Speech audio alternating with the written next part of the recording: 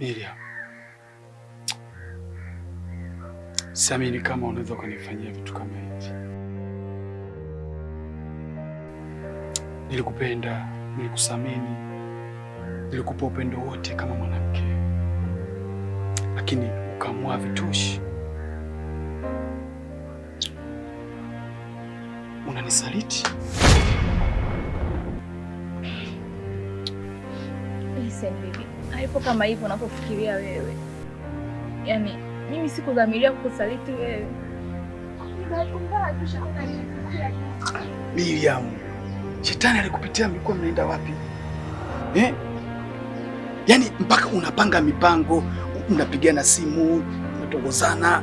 Yaani ilikuwa ni process. Unasema shetani alikupitia. Haipo kama hivyo unapofikiria.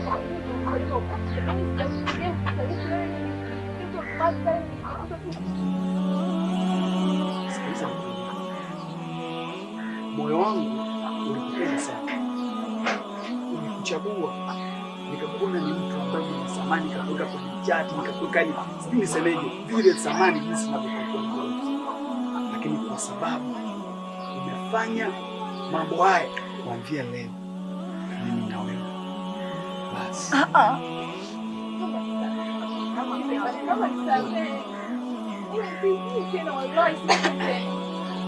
Natamka walai, kachukue kilicho chako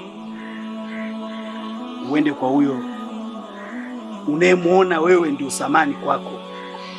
Ile atakuwa na mahusiano, haikuwa hivyo, naomba atakuwa na mahusiano yote mimi na yeye. Yaani ilitokea tu automatically, nilikuwa nimeelewa nikashindwa kuzu.